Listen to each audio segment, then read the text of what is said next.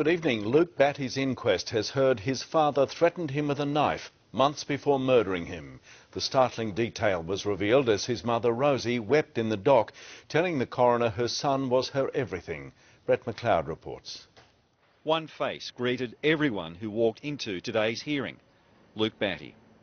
An image of his smiling young face sat at the front of the coroner's court as the first witness, his mother Rosie, gave evidence.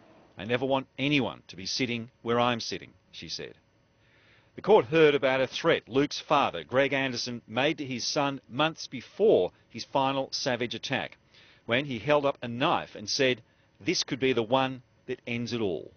Rosie told of her terror in the face of Anderson's violence towards her, and how she only learned during one court hearing over an intervention order that Anderson was facing a child pornography charge. "I thought, my God, what else was there I don't know about this man?" Anderson left his shared accommodation on that fateful day, putting all his worldly belongings into a backpack and a large knife. Rosie was surprised to see her former partner turn up to Luke's cricket practice, given police had a warrant for his arrest, and she almost called 000.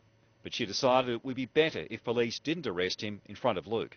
The court heard while Anderson deliberately separated Luke from everyone else, there was one witness to that attack, an 8-year-old boy who saw Anderson raise a cricket bat over his shoulder. Medical findings are that Luke would have been unconscious after the first blow. Anderson said he's in heaven now. Anderson was still holding a knife and covered in blood when police arrived. They used capsicum spray to no effect. He lunged at them, they opened fire, and he repeatedly said, "Let me die." At the time of his death, Anderson was the subject of an intervention order, 11 outstanding criminal charges and 4 warrants. This inquest is to find out what authorities knew and should have done. Most of the time, Rosie Batty kept her emotions in check while she was in the witness box.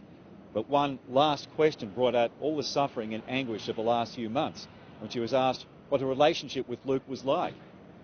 She said he was everything as she broke into tears. And the woman who lost everything, who's fought for this inquest, said, "When this is all over, I can't get my little boy back." Brett McLeod, 9 News.